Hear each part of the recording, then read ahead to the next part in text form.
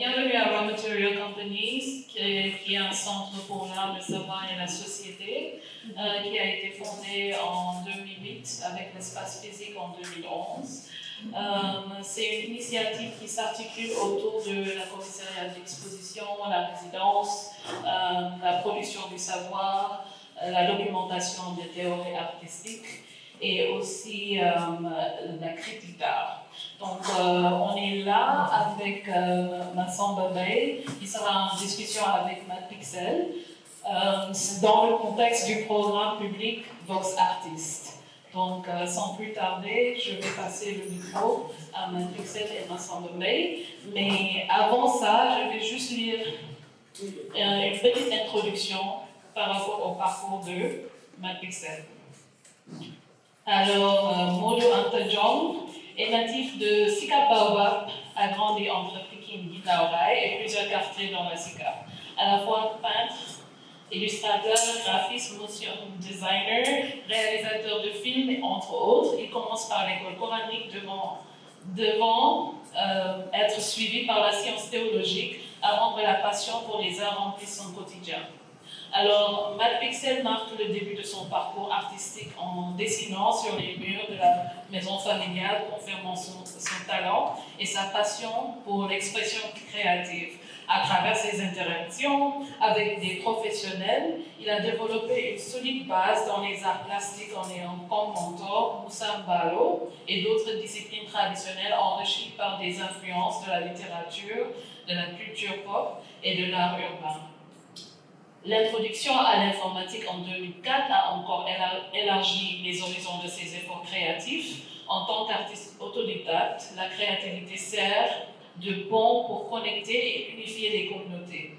Il s'est aventuré dans des rôles de responsables tels que directeur artistique, illustrateur et réalisateur dans de diverses agences de communication.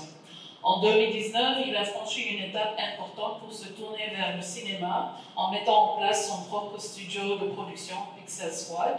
S'appuyant sur la collaboration avec des artistes, des organisations, des marques, il est animé par l'envie de créer et d'inspirer des œuvres. Dans un contexte où les modes d'existence sont marqués par une éthique relationnelle forte, il poursuit sa quête de systèmes diversifiés pour répondre aux vides de l'espace artistique dans lequel il évolue.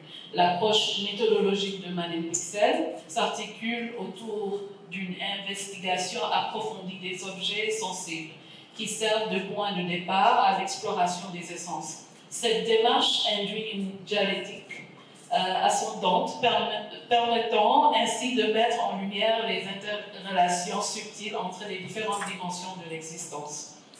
Alors, bienvenue, Matt. Merci, Massamba, et je vous passe le micro.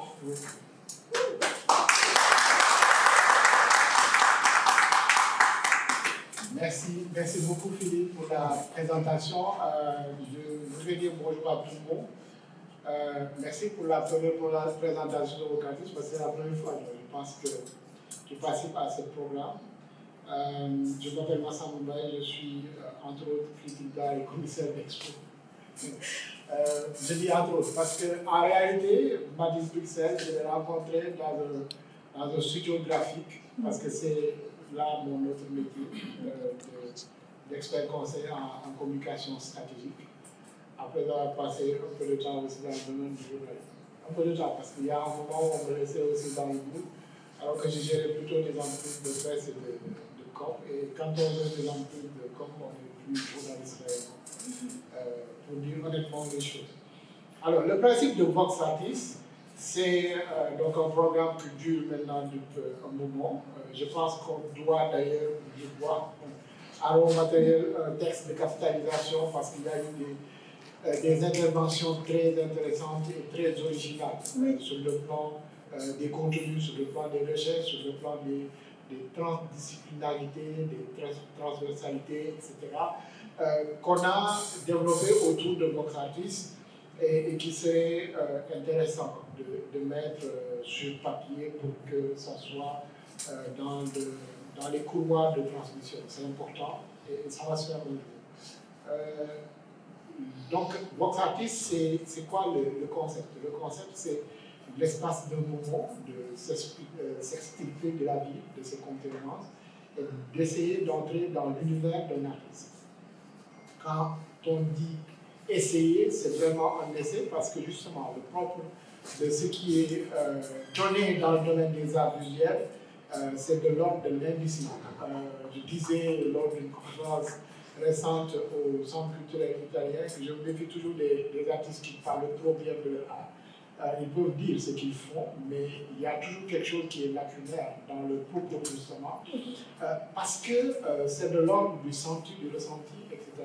Et d'ailleurs, le moment qui nous réunit va s'articuler autour de ces aspects. Je pense qu'on va commencer par montrer un film qui va dire sûrement plus que ce qu'il aura à dire.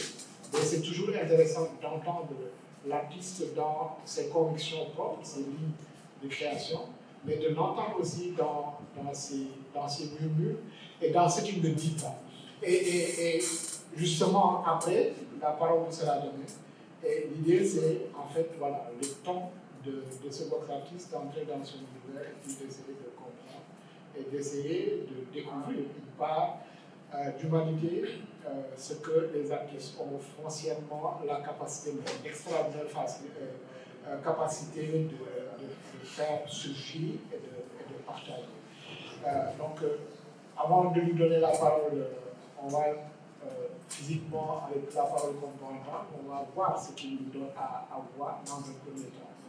Ensuite, il va articuler donc, cette œuvre qu'il a présentée dans la Biennale de Cannes, la dernière édition, avec maintenant son champ global de réflexion, en structurant ça autour des différents projets qu'il a développés et les choses qui se profilent pour l'avenir. Merci d'être venu et on va laisser le champ à l'artiste dans un premier temps en regardant ce qu'il nous propose. Après, on lui donnera la parole.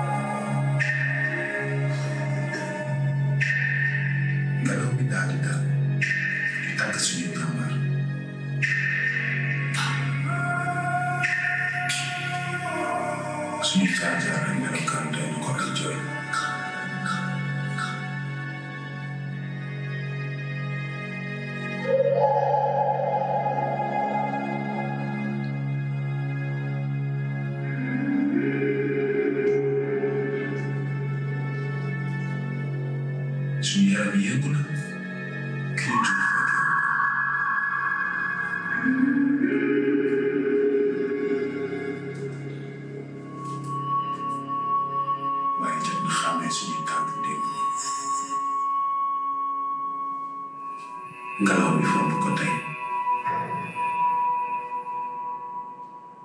mbëggeel ak li ko yëngal dina ko fësal suba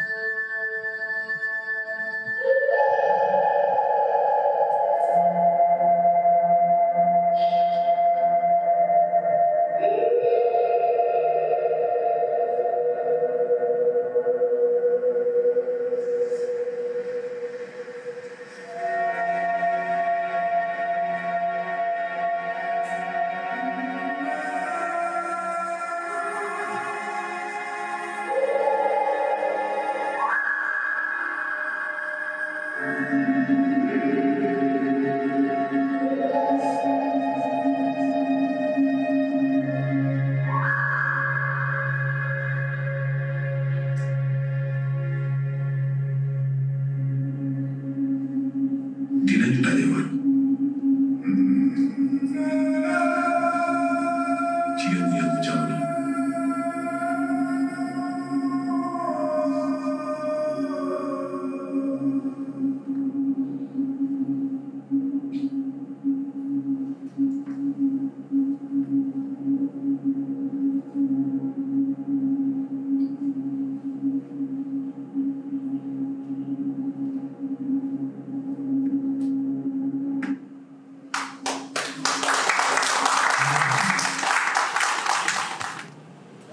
pour cette œuvre-là, en fait, quelles sont les circonstances dans lesquelles cette œuvre a été créée, quel a été le prétexte réellement.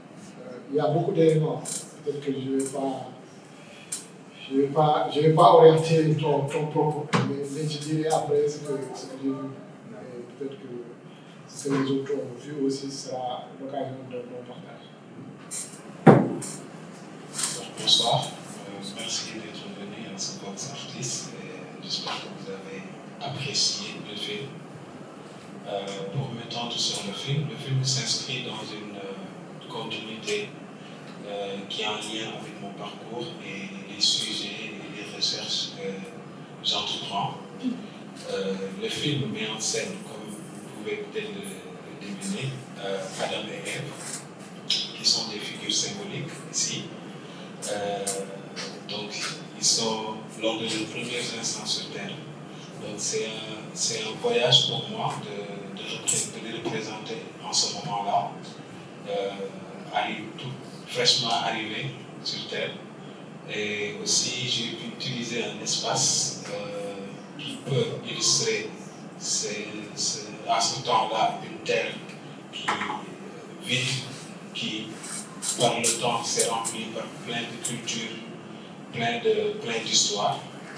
Donc, je l'ai un peu mélangé avec la danse suite à la rencontre d'un producteur qui est aussi chorégraphe, qui a beaucoup investi sur le projet. Et c'est à travers ces pas de danse-là que j'ai essayé d'évoquer nos sentiments en ces temps troubles aussi, et que j'essaie d'interpréter, de comprendre et de bien l'intégrer dans le récit. Mais ce projet-là, ce n'est pas votre premier projet. Donc, est-ce que tu peux nous parler des autres projets structurants avant qu'on en arrive à la suite? Mais, voilà. Donc, ce projet-là, il y a eu d'autres projets avant, parce que j'ai longtemps travaillé dans des agences de communication. Et la démarche que j'ai toujours entretenue, c'est de raconter des récits. Et ceci m'a amené dans divers réseaux ou cercles où on pratique certains types techniques ou d'images qui servent à renforcer ou à mieux illustrer le récit sur le plan visuel que sur le plan intellectuel aussi. Donc, j'ai essayé avant cela de travailler sur des courts-métrages et j'ai longtemps collaboré avec des artistes aussi, musiciens. À travers leurs clips aussi, j'ai essayé d'insérer des figures symboliques, des des éléments picturaux qui nous sont propres en globalité.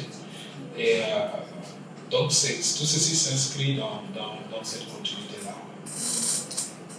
Dans cette logique.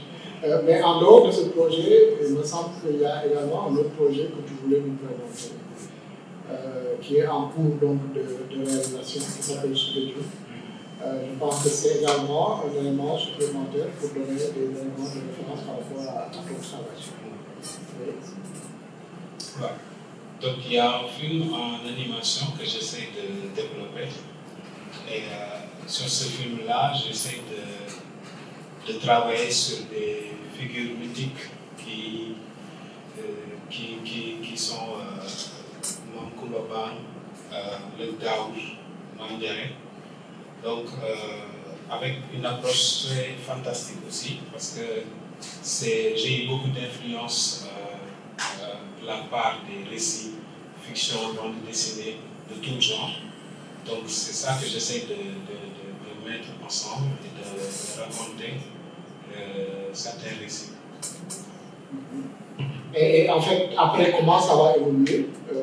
C'est une production, ça va... Oui. Ce sera possiblement vu, etc. Donc c'est en pré-production, parce qu'en ce moment je suis en contact avec des producteurs, parce que si disons, le milieu de l'animation n'est pas encore bien établi ici, il y a eu une école dans le temps, Pictoon, dont beaucoup de graphistes aujourd'hui sont passés. Et donc, aujourd'hui, il y a des gens qui s'intéressent à l'animation, mais il n'y a pas assez de ressources pour en fabriquer ici, localement.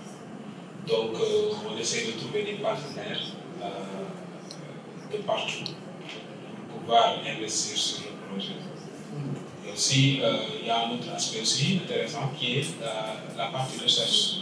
Parce que les histoires qu'on essaie de raconter aussi doivent avoir un lien avec des gens du Sénégal, de l'histoire, et moi-même dois aussi avoir disons, un engagement personnel qui est de rapprocher ou plutôt de travailler sur une mutation des figures de nos archétypes, ou figures historiques, en des personnages contemporains qui peuvent interagir avec les personnes contemporaines. D'accord.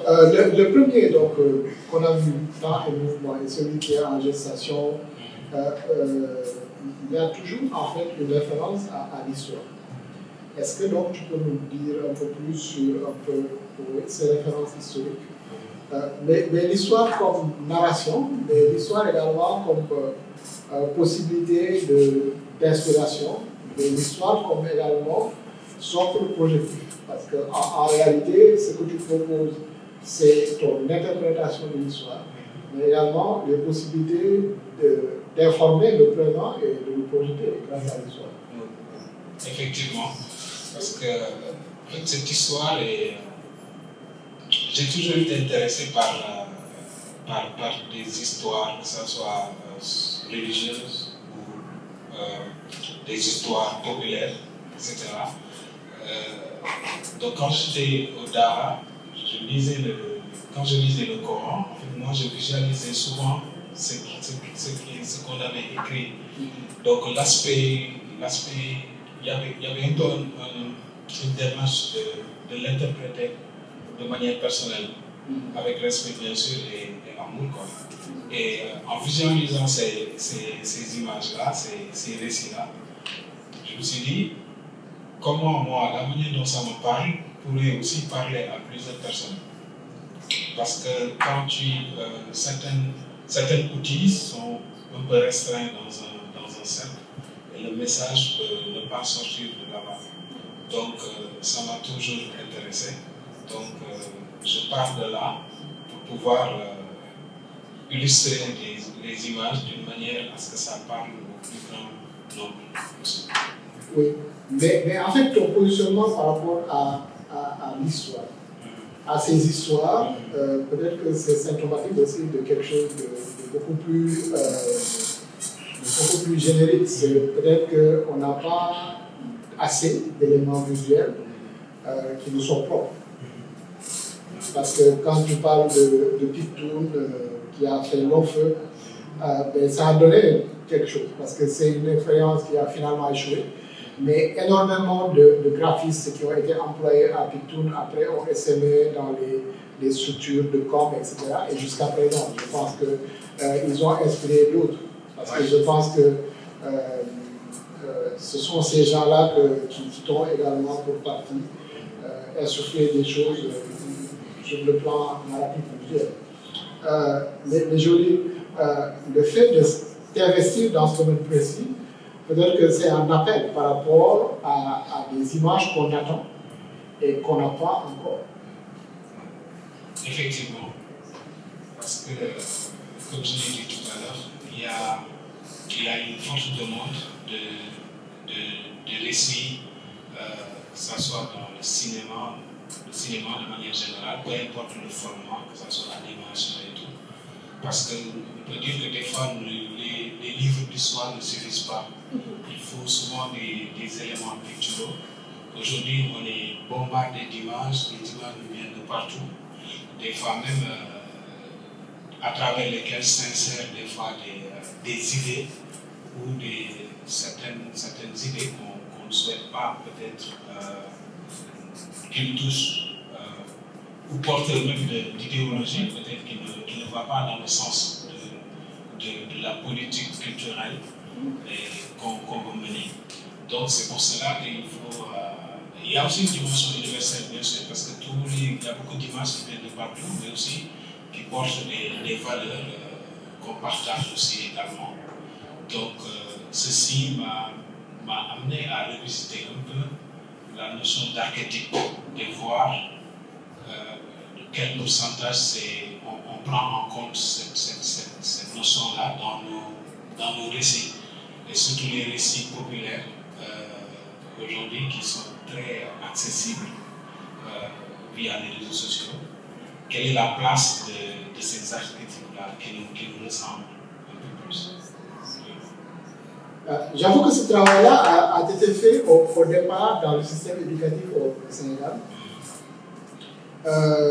Oui, parce que les livres didactiques qu'on avait à l'école primaire avant la période coloniale nous parlaient de nos ancêtres les Gaulois, nous racontaient oralement des histoires dans la sous-région où, en fait, voilà, la posture du nègre était une posture relativement servile, même si ça s'inscrit dans une certaine modernité.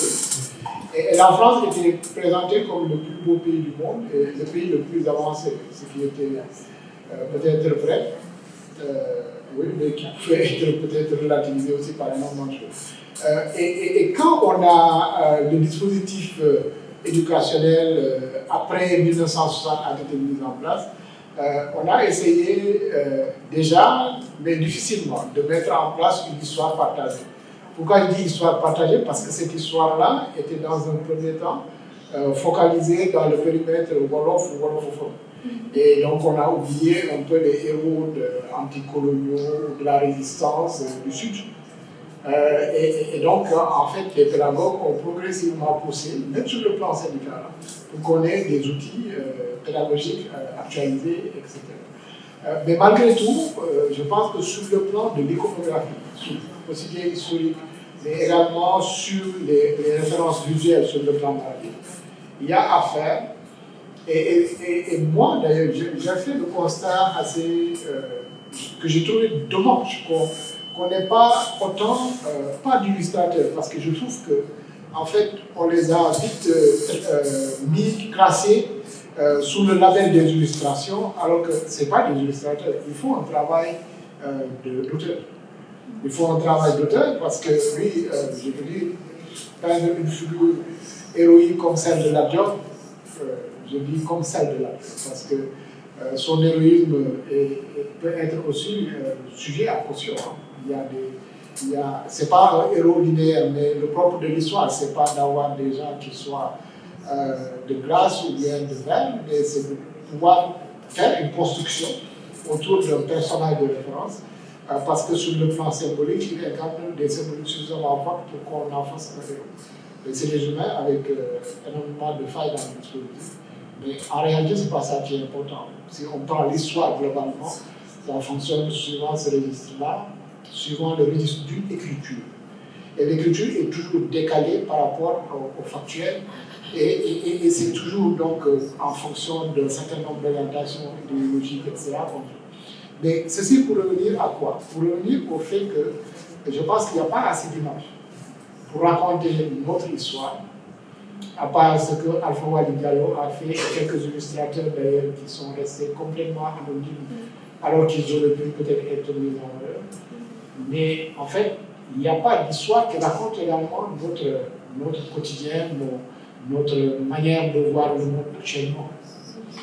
Parce que l'histoire, ce n'est pas réellement ou exclusivement cela, mais l'histoire, c'est entrer aussi dans les familles d'aujourd'hui, c'est comprendre qu'est-ce qui se passe dans la tête du Sénégalais moyen et nous projeter par rapport à ça. Il n'y a pas assez d'images. Et donc, s'inscrire dans ces logiques en utilisant le prétexte de l'archétype, en projetant ces figures-là qu'on peut sublimer quelque part parce qu'ils sont dotés d'un certain nombre de pouvoirs.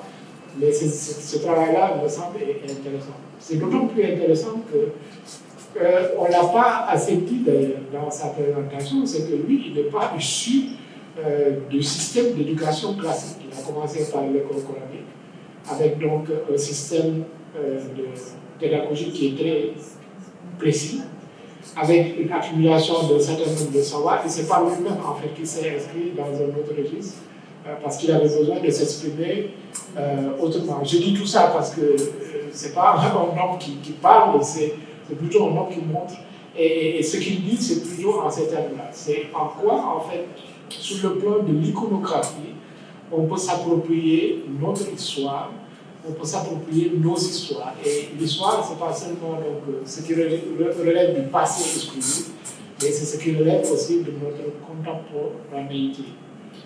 Mais ces aspects-là aussi sont importants. Je ne sais pas si tu as des commentaires supplémentaires. Très important, je trouve. Et voilà, parce que quelque chose qui m'a été, une question qui est revenue souvent pendant la biennale, quand les gens regardent le film, ils se posaient la question. En fait, ils se sont rendus compte en même temps qu'il n'y a jamais eu de représentation Adam et Ève. Adam et Hawa dans notre culture, qui est genre qu'on partage même avec le monde entier. Le fait qu'il n'y a jamais eu de représentation. Les représentations qui existent sont des représentations figées et qui sont plutôt occidentales. Et je me suis dit, ce point-là est important pour commencer tout un dialogue, même toute une proposition sur les représentations. Et passant par l'histoire, en fait, les histoires qui sont un peu plus proches, dont les figures que nous connaissons tous sont centrales là-dedans. Je pense plutôt que ce serait une bonne idée de partir de là, de les utiliser comme référence pour construire des archétypes.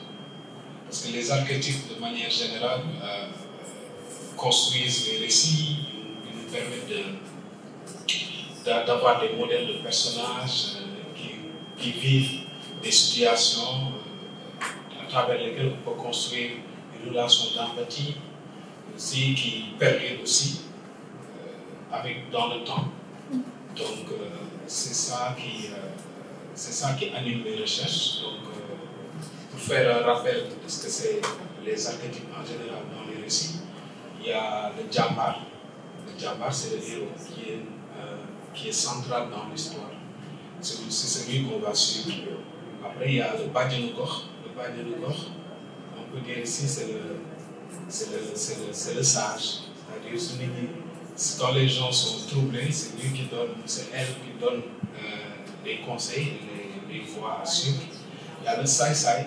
Ça, c'est le vilain. Badjanogor, c'est une figure féminine. C'est une figure féminine, exactement. Donc, il y a les Mok. Il y a les Mok aussi. Les Mok, c'est la communauté qui est derrière toi. Donc, il y a néew du doole bi, le néew du doole que la personne diminuée ou la demoiselle en détresse aussi, tu dois sauver la fin d'un film. Donc, il y a le soapman, celui qui retient des informations, celui qui teste un peu notre intelligence, on va dire, notre habilité à résoudre les problèmes.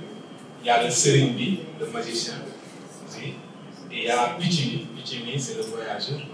Et le récit même, enfin, tout récit est une sorte de voyage en fait, à travers lesquels tu trouves tous ces archétypes-là.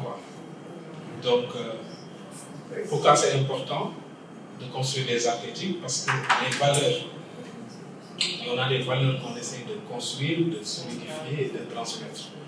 Donc, ça renforce aussi et réduit en même temps aussi les stéréotypes. Donc, il y a beaucoup de choses, de projets entrepris déjà qui travaillent sur ces stéréotypes-là. Et ça participe aussi à l'éducation. Les images sont souvent utilisées pour sensibiliser les gens sur les enjeux sociaux, la politique, les environnements. Donc, créer des personnages qui vont accompagner ces dynamiques-là, pour moi, c'est très important. Donc, aujourd'hui, quels sont les archétypes les plus présents dans nos récits, dans les récits populaires en général? C'est un peu des archétypes, un peu trop stéréotypés même, tu vois. C'est le coureur de jupon, c'est le soapman, c'est un peu, tu vois, des drames à travers lesquels on ne peut pas forcément tirer certains enseignements. Donc, ça aussi, c'est peut-être c'est causé par une scission qui existe entre, tu vois, un milieu du audiovisuel qui travaille autour du cinéma, mais aussi un milieu typiquement cinéma, et qui est un peu restreint, on va dire. Parce que pour y avoir une place, il faut venir avec certaines propositions qui accompagnent certaines dynamiques culturelles, etc. Donc on peut se poser des questions des fois s'il y a des bonnes ou des mauvaises images. Alors que peut-être pour moi, il n'y a pas de bonnes ou mauvaises images, c'est juste qu'il y a... C'est les images qui, face aux défis de notre temps, en fait. Quelle démarche politique, quel enjeu social, quel changement on veut donner, on veut faire dans la société. Donc, il y a des archétypes originels, c'est-à-dire les types d'archétypes que j'ai résumés, souvent prennent source sur des figures presque religieuses. C'est-à-dire il y a une corrélation que j'ai l'habitude de faire qui est Jésus et Superman. Donc il y a les valeurs qu'a prêché le Christ qui a perduré dans le temps et suite à des bouleversements sociaux, économiques et même croyances aussi. En fait, ces archétypes-là mutent et prennent d'autres formes. Donc, peut-être les gens qui l'ont créé ont peut-être fait ce rapprochement de manière, disons, ce jonction-là de manière consciente ou inconsciente. Mais on ne peut pas s'empêcher de lire des fois, chez certains archétypes, quelques lignes, on va dire, métaphysiques ou, tu vois, religieuses. Donc, j'ai l'habitude de faire cette comparaison Superman et Jésus. Donc, c'est dans cette dynamique-là, je pense qu'on pourrait peut-être puiser sur des personnes qui ont une grande influence culturelle ou religieuse, mystique dans ce pays-là pour créer des personnages qui pourraient dialoguer avec les jeunes aussi. Très bien, moi, je ne vais pas commenter davantage, je pense que je vais laisser la parole au public. Pour, oui, poser éventuellement des questions, commenter, prolonger ce qui a été avancé. La parole est à vous. On commence par quelle dame? Bonsoir tout le monde, bonsoir. vous aussi. Merci beaucoup pour le film. Vous pouvez vous présenter? Je m'appelle Aïgé Vangelezako. Bon, oui, je suis historienne. D'accord. Bon, je suis plus interdisciplinaire. Ah, Je suis à l'université ici. oui. Bon, ce qui m'a beaucoup intéressé, c'est les paroles, comment elles vont ensemble avec les images. C'est vraiment, je ne sais pas, il y a une forme de méditation. Ça t'élève. C'est vraiment, je ne sais pas si le mot c'est pas magique, j'arrive pas à trouver les bons mots pour exprimer comment ça élève ton esprit et ça te transporte. Et vous parlez beaucoup d'amour aussi, ça m'a beaucoup touchée. J'aimerais vous entendre parler de ce qui vous a inspiré dans tout ça. Est-ce que c'est vous-même qui avez écrit les textes? C'est très beau. Les images, la façon dont ça va ensemble, franchement, c'est merveilleux. Je suis encore perdue, mais je veux le voir et le revoir et savourer parce que vraiment, c'est temps et mouvement et corps, esprit et les très beaux textes. Je voulais aussi savoir quels sont les films qui vous ont inspiré aussi, sénégalais ou internationaux. Qu'est-ce qui vous pousse aussi? Oui, c'est magnifique. Merci. Merci. Donc, merci d'abord, merci pour l'appréciation.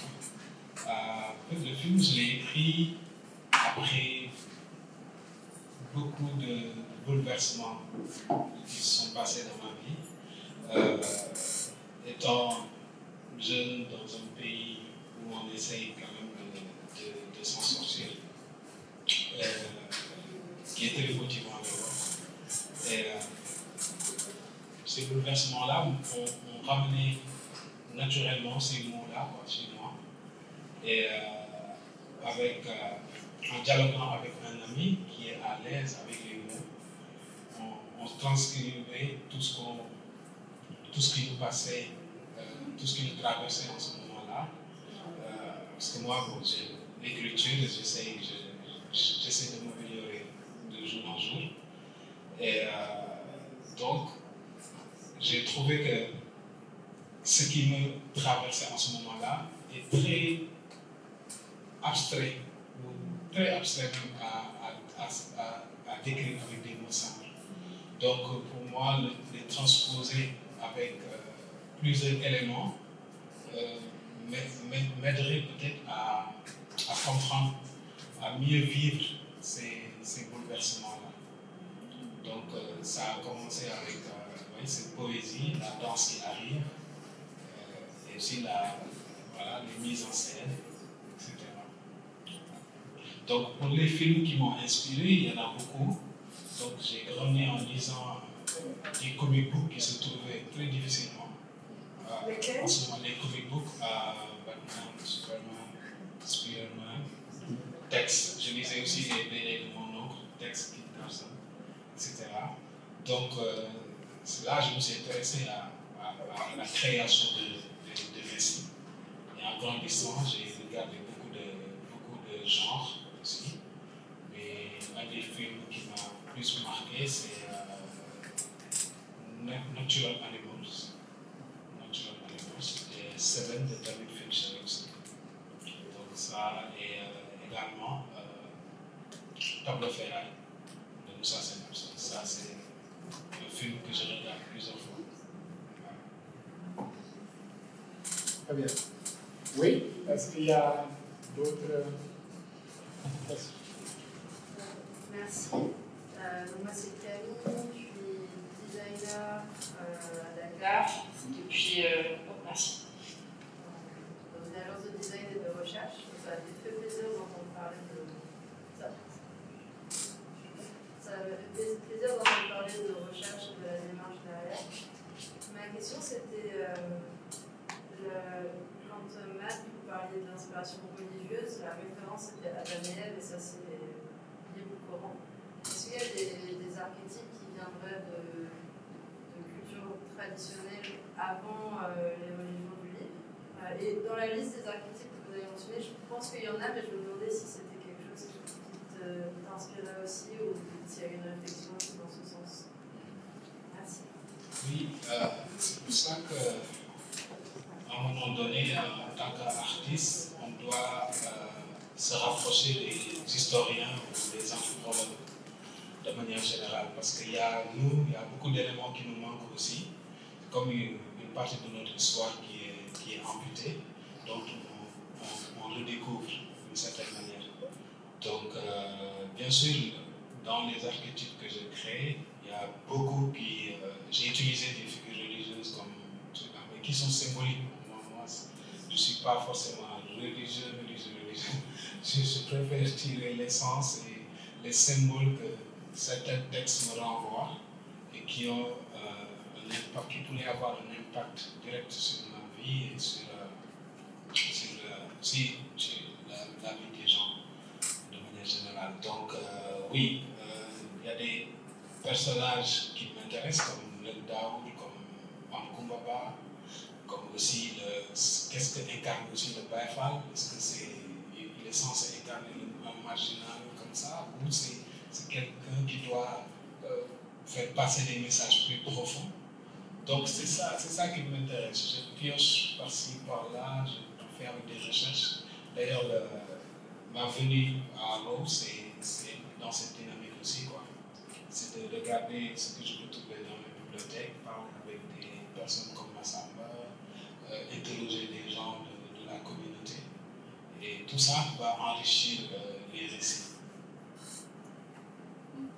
Une autre question sur le chocolat? Moi, j'ai une question pour toi-même. Je suis curieuse de savoir où est-ce que ça a été filmé, sauf si c'est quelque chose que tu veux garder pour toi. Et surtout, tu as parlé d'un chorégraphe avec qui tu as dansé pour construire le scénario dansé, finalement. Et ce langage corporel-là, j'aimerais bien savoir avec qui tu as travaillé et comment cette collaboration s'est faite, en fait. Cette partie-là, le film, le producteur, c'est un chorégraphe qui évolue à Baltimore, qui fait partie d'un collectif appelé Black District. Donc, lui, il a conçu la chorégraphie en collaboration avec des artistes sénégalais qui ont interprété Adam et Ève dans le film. Donc, le projet a été pensé entre ces deux continents et dans ces deux espaces-temps-là, et également entre deux artistes aussi, même quatre même, parce qu'on est quatre au final. Ouais. Il y a lui, le producteur, qui a commencé la chorégraphie en live via vidéo call. Ensuite, Mapate et Aloubri et Alicia, ils ont complété. Donc moi, bon, je ne suis pas danseur, mais je dansais bien. Pourquoi vous passez? J'ai failli aller au stade de vacances. Mais bon, je suis plus un bon danseur, quoi. Mais j'ai regardé, j'étais en écoute. Vraiment, j'essaye d'accompagner avec ma caméra tout ce qu'il proposait comme mouvement. Et même là, ils n'ont pas lu le texte. Seul le producteur a lu le texte, a eu une petite idée où je pouvais y aller. Et les danseurs ont juste regardé et ont transcrit parfaitement, et aussi avec une direction d'acteurs. Ils ont joué aussi, ils ont interprété parfaitement ces rôles-là. Donc c'est ça. Et la partie espace, Palmarin, c'est un espace qui n'est pas encore rempli. Donc là-bas, ça a cet aspect d'une terre vide. Donc j'ai ajouté des effets spéciaux quand même, tu vois, des volcans pour représenter la terre quand c'était encore dense, chaude, sauvage. Donc c'est ça. Ouais, c'est magnifique. C'est vraiment. Allô? Bonsoir, madame l'exposant. Bonsoir, monsieur Sambaï. Je pense que c'est monsieur Sambaï. C'est pas moi. Merci de nous avoir livré ce beau film. Parce que le 7e art, je peux dire que le 7e art représente dans la culture, une chose très importante quand même, parce que moi qui vous parle en connaissance, je suis dans ce domaine, parce que je suis étudiant en master à l'Institut supérieur des arts et culture de l'Université de Dakar. Parce qu'on a tendance à dire que là, à le pouvoir de susciter des émotions. Cet excellent film nous a montré. Parce que ce qui m'a beaucoup plus émotionné dans ce film, les images parlent. Pourquoi les images parlent? Parce que vous nous avez parlé d'une part, la terre, l'océan. Tout ça, c'est des aspects très intéressants. Parce que dans le domaine du cinéma. Parce que, je peux dire, ça reflète la fantaisie. Mais au-delà de cette fantaisie, parfois, je peux dire même, il y a une partie que vous montrez. Je peux dire l'exaltation du monde, l'exaltation des sentiments, en quelque sorte. Mais je voudrais juste que, qu'est-ce qui vous a plus motivé de prendre cet aspect, la force? Comme souvent, ce font les poètes, quand ils ont en face d'intérêt ou bien quelque chose, ils ont la mélancolie, tout le, ils préfèrent partir au niveau de la forêt pour pouvoir se contempler. Je voudrais que vous nous expliquiez qu'est-ce qui vous a motivé de prendre ces images-là. Merci. Tout d'abord, je devais suivre un récit que j'essayais de construire et dont il fallait trouver un environnement qui allait être cohérent avec toute l'histoire. Et effectivement, il y a plein de lectures qu'on peut faire sur les éléments qu'on trouve dans le film, qui sont la terre, l'eau, le feu aussi.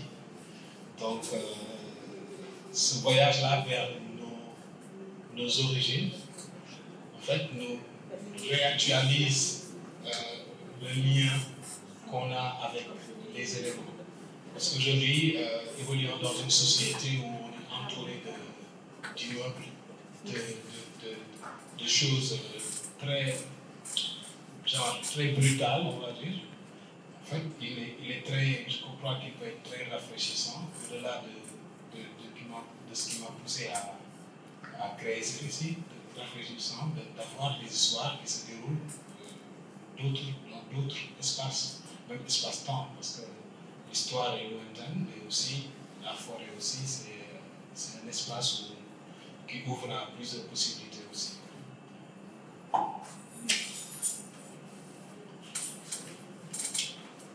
Oui. D'autres réactions, d'autres questions? Bonsoir. Mon nom c'est Lami. Donc, vous les connaissez, nous mettons mes motivations. Donc, je vais dire, c'est quoi, c'est Moussa Dior, bien. Moi, Dior. Donc, vous allez payer droit image ou bien droit vidéo, parce que le secteur là où vous avez tourné ce film-là, donc Palmarin. Moi, je suis d'origine de Palmarin, Nyoyo et Djorowa. Donc, vous allez payer droit vidéo. À vous, bien, au gouvernement, c'est comment? Vous, aux gens du village. Village, d'origine de Palmarin, Nyoyo et Djorowa, parce que dans ce secteur-là, c'est tellement riche parce que je vois beaucoup de qui sont allés là-bas pour tourner des films de science, tout ça quoi. Donc moi une question c'est pourquoi tant de mouvements au lieu de Adam et Ève quoi, parce que j'ai entendu dire Adam et Ève et au lieu de tant et mouvement, parce que j'ai vu le titre tant et mouvement. Donc c'est juste une question. Allez, merci beaucoup. Donc, pour le temps et le mouvement, disons, je ne me considère pas comme scientifique. Par exemple, quand on évoque le temps, on peut aussi penser à la relativité et autres. Mais moi, je l'ai évoqué dans une angle plutôt philosophique. Qu'est-ce que c'est le temps? Qu'est-ce que c'est le mouvement? Donc, le temps, ce qui... Tout à l'heure, j'ai parlé de bouleversement. En fait, ces bouleversements-là ont souvent une source, que ce soit sur le plan personnel, individuel, ou dans la société aussi, ont souvent une source. C'est en essayant de capter cette source-là que je me suis interrogé où je me trouvais.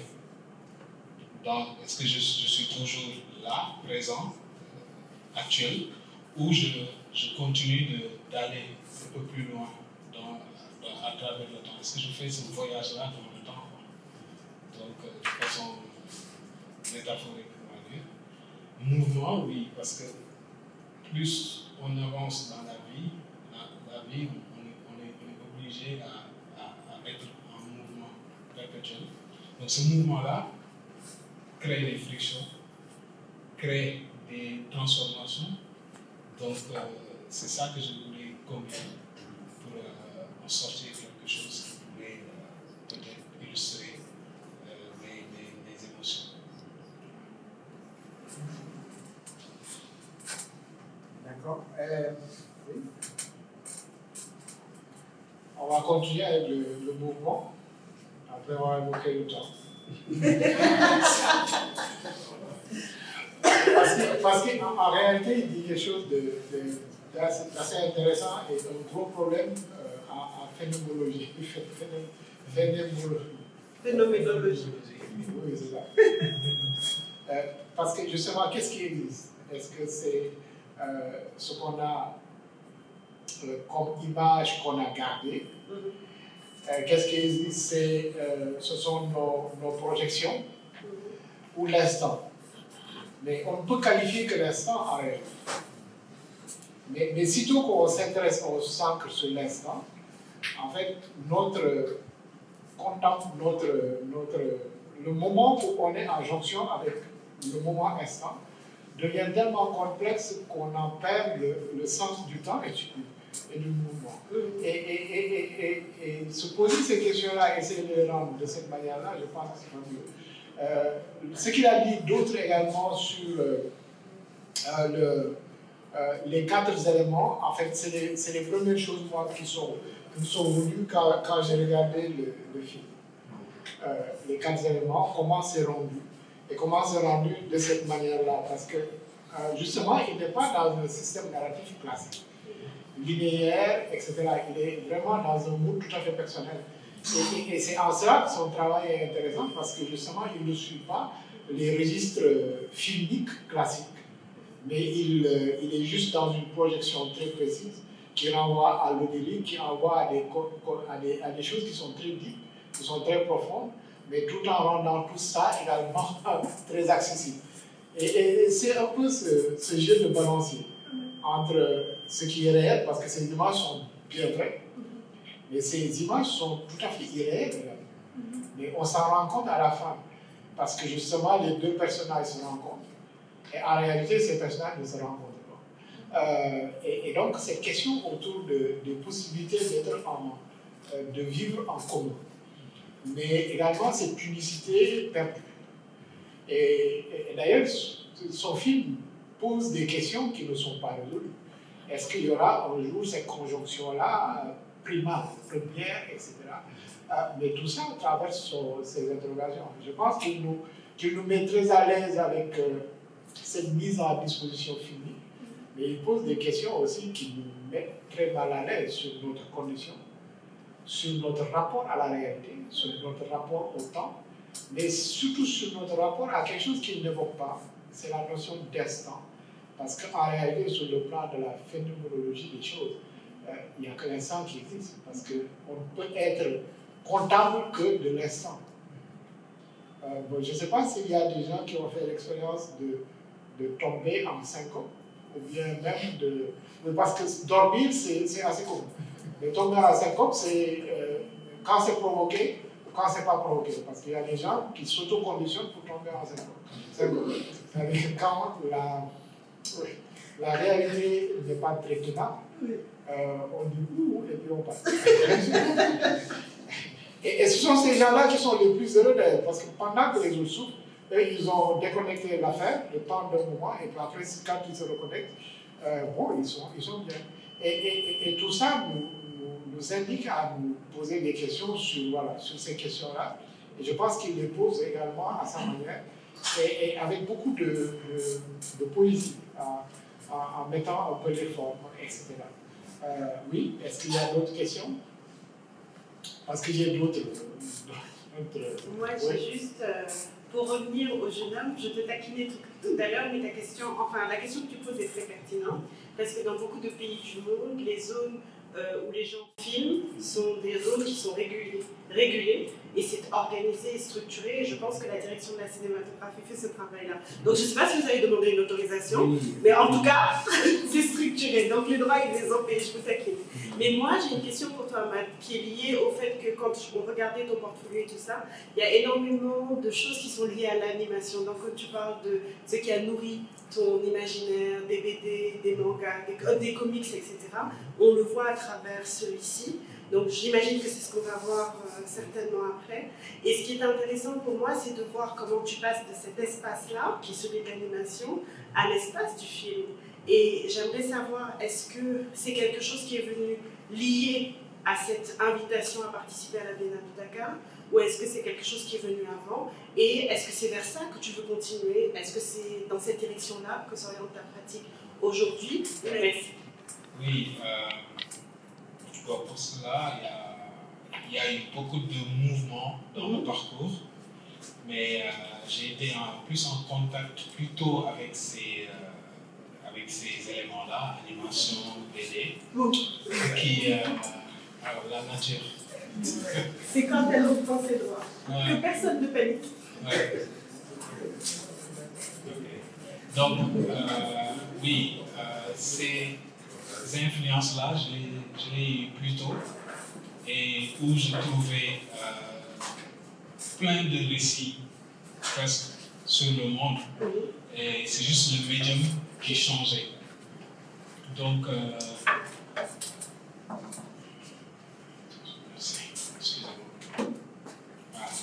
donc l'animation, je l'ai ciblée le plus tôt possible. Et raconter des récits à travers l'animation, c'est quelque chose que j'ai ciblé plus tôt. Mais au fur et à mesure, en découvrant d'autres pratiques, j'ai essayé de les intégrer et aussi de voir qu'est-ce qui m'est offert, quelles possibilités que j'ai pour pouvoir travailler et vivre aussi de mon travail. Oui. Donc, c'est comme ça que ces choses-là restent autour de moi, où je les évalue constamment. Et ils sont complémentaires aussi. Parce qu'en regardant plutôt des récits qui n'avaient pas de limites, qui étaient très fantastiques, m'a poussé vers des productions un peu plus poussées sur le plan technique, où des effets spéciaux interviennent pour compléter une histoire, pour le rendre un peu plus réaliste, quoi. Donc aujourd'hui, c'est vrai que ça bouillonne dans ma tête, mais j'essaie de mettre le maximum d'ordre mais ce qui est plus important, c'est le récit. Aujourd'hui, c'est ça. J'ai plusieurs fois essayé, au cours de mon parcours, à me spécialiser, à faire que quelque chose, une seule chose. Mais je vois que c'est... il y a d'autres choses qui t'attrapent encore. Qui m'attrapent encore. Récemment, j'expérimente la peinture mélangée avec de l'animation aussi, qui peut être intéressant. Et, donc voilà. Mais on ne peut pas... Disons, mon principal objectif, c'est de rendre certains de nos récits très épiques sur le plan technique, sur le plan scénaristique.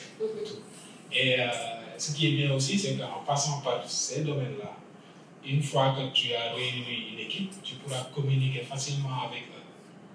Parce que tu auras une notion sur l'animation, une notion sur l'écriture, une notion de cadrage, etc.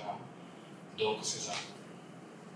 Donc c'est dans cette continuité-là que je vais vous présenter, et pour conclure avec une animation en développement que j'ai présentée lors de la création Africa de 2023 et qui rejoint ce dont on a parlé tout à l'heure sur les archétypes et les mutations également.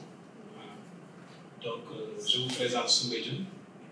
Soumbédioune, c'est un projet que j'ai commencé à écrire en 2018. J'ai pris première ébauche de l'histoire en 2018. Donc, pour conclure, pour rentrer plus dans l'histoire, il m'a manqué quelques éléments que je trouvais pertinents d'intégrer. Donc, nous allons suivre à travers cette histoire Younous Soumbédioune. Donc, l'histoire se passe au Sénégal. Donc, vous pouvez avoir aussi un aperçu sur le synopsis. L'histoire commence avec la disparition des pêcheurs de Soumbédioune en haute mer qui inquiète la population. Donc, il y a les autorités qui sont en alerte. La police maritime fait des recherches. Plein de questions se posent sur le mystère de ces disparitions. Et quelques jours plus tard, il y a un bateau de pêche qui a explosé, un bateau de pêche étranger qui a explosé sur la côte. Donc, sur la côte, de manière inexpliquée. Donc, les Sénégalais se posent des questions. C'est dans un climat très difficile. Quelques jours après, un jeune pêcheur, Younous, disparaît en mer. Donc, Younous était considéré comme irresponsable, qui ne sait pas son héritage. Donc là, on rentre dans la culture lébou. Donc, petit-fils d'un grand chef lébou, malgré son caractère, sa disparition affecte ses proches. Donc, sa compagne, issue d'une famille bourgeoise sénégalaise, qui a fait de longues études et qui apprenait à intégrer la société, lire, écrire, et qui l'accompagnait pour affronter le quotidien. Et les préjugés aussi liés à l'ignorance. De manière étrange, Younous va se retrouver dans les profondeurs des océans. Et c'est là qu'on va découvrir la cause des disparitions. Et aussi expliquer, faire quelques, disons, faire parler certains personnages qui sont tirés de Mankumbaba, de Ledao, qui vont parler de leur inquiétude et qui vont questionner notre rapport avec la nature. Donc le film tourne autour de ça. Donc on a la partie, dans un développement d'un film d'animation, on a le caractère design. Après avoir créé le personnage, on peut le mettre en situation. Voilà, on prend une partie dans l'histoire pour étudier le personnage, le représenter, etc. Donc voici Younous, voici Léon. Donc là on a l'ambiance du film, les questions qui vont revenir pendant le film, certaines questions écologiques, la pollution. Donc là on a le poisson dans la bouteille. En lien avec ce dont nous discutions tout à l'heure, j'ai créé un personnage que j'ai appelé Ndiare Touti. Donc c'est pas Ndiare, mais c'est Ndiare Touti. Donc déjà, cette approche fait que cette approche de recréer, de réinterpréter le personnage en petite fille, va un peu nous poser la question de l'avenir en fait. L'avenir, la société qu'on est en train de construire actuellement, qui on va les léguer. Donc, est-ce qu'on pourrait avoir une figure qui les représente et qui est plus inquiet que nous? Donc, c'est ce jeu-là que j'ai fait ici dans ce récit. Plongé sous la mer, on a Ndiare Touti, assez prisonnier. Donc, c'est un personnage dans le récit qui a une démarche très radicale. Voilà. Plus radicale même que. Voilà.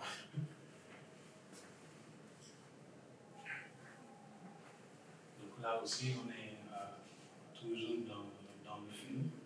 Cette certaines scènes dans le film qui vont se passer entre le marché. Et aussi, j'ai remarqué qu'après des recherches, j'ai vu qu'il y a eu beaucoup de... La communauté Lébou a subi aussi beaucoup de bouleversements. Parce qu'étant très conservateur, il y a certains projets de modernisation qui sont venus, qui ont dérobé une grande partie de leur territoire, qui sont des territoires sacrés, quoi, qui ont une certaine signification. Donc, dans ce récit-là, j'ai prévu de dévier, ou plutôt d'enlever notre tunnel qui a traversé Soumbédioune. Parce que j'ai appris que juste en face, c'était tout le village de Soumbédioune qui s'étendait jusqu'à là-bas. Donc, ça m'a intrigué. Donc, j'ai voulu, dans ce récit-là, nous présenter comment c'était, mais tout en restant dans notre époque. Donc, voilà. Donc, toujours Younous qui a les responsabilités qu'il fuyait, en quelque sorte, va le rattraper sous la mer. Donc, en revenant chez les hommes, il va avoir encore plus de responsabilités qui l'amènera à se confronter avec les hommes. Parce que devenu complètement transformé, il ne va pas s'opérer avec certains logiciels de logique ou des choses qu'on comprend plus facilement, quoi. Donc, ici, avec Ndéawa, ce couple dans le récit, il représente un peu certaines dualités, en fait. Tu vois. Parce que dans notre société, il existe toujours des castes, des préjugés sur la classe, des castes, plus précisément aussi. Donc, j'essaie de jouer avec ça dans ce récit-là. Voilà, Soumbédioune en développement. Il y a quelques séquences en animation, mais je ne l'ai pas ici.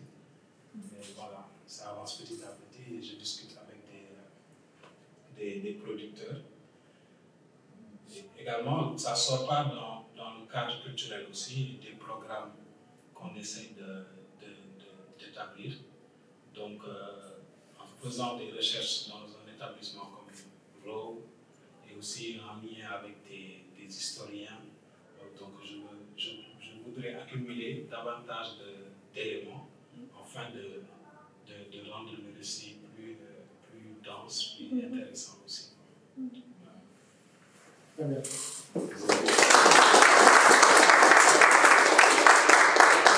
Bien, est-ce qu'il y a des questions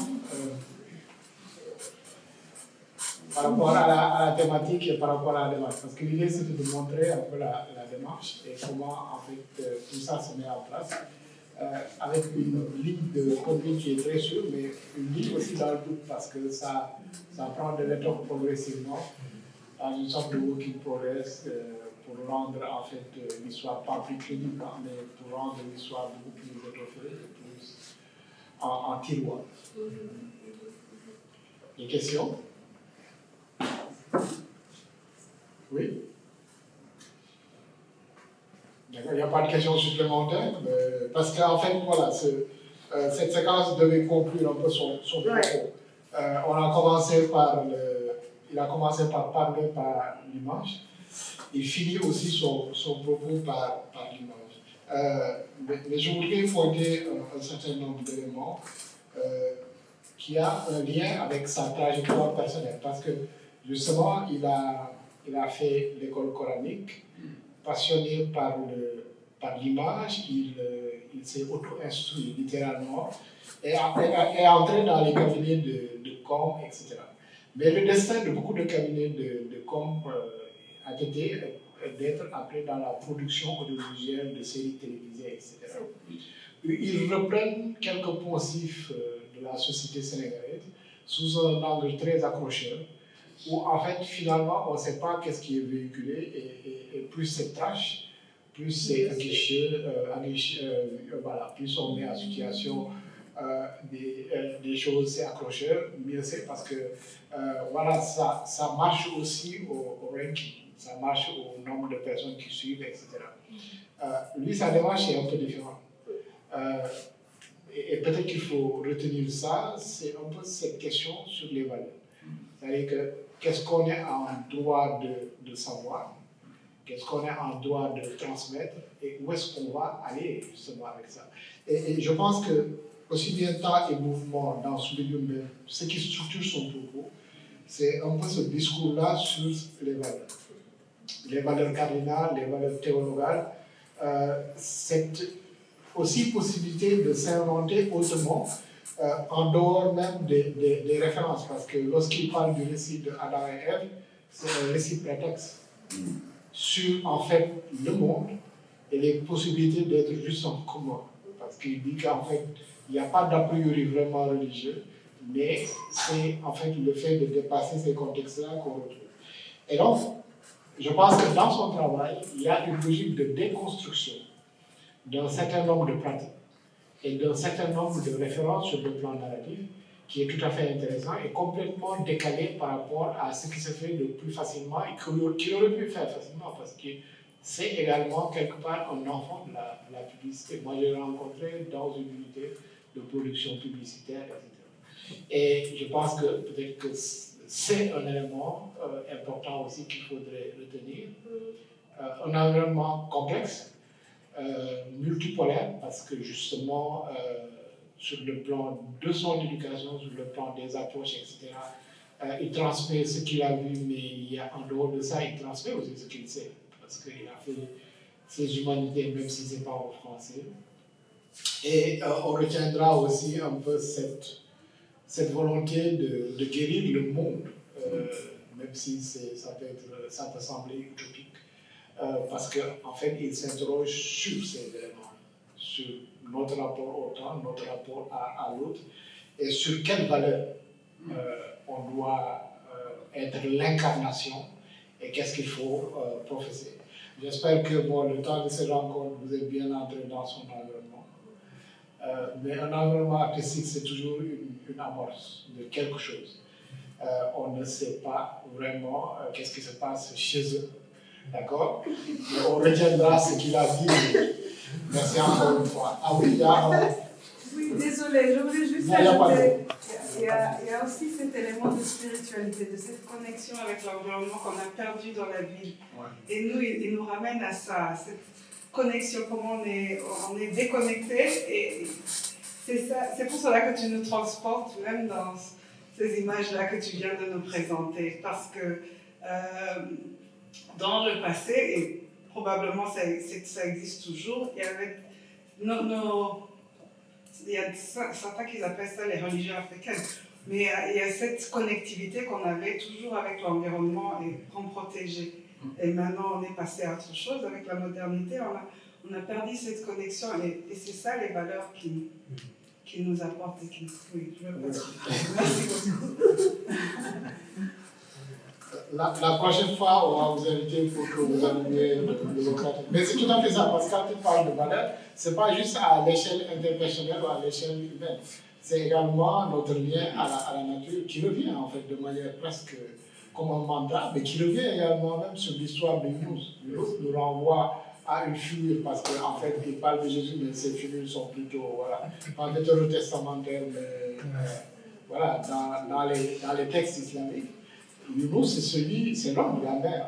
Il y a une histoire autour de ça. Oui, mais on retiendra vraiment pour l'essentiel ces valeurs qui peuvent avoir des aspects multiformes. Relations interpersonnelles, lien avec la société, déconstruction de l'univers premier et reconstruction par la création. Merci encore une fois pour ce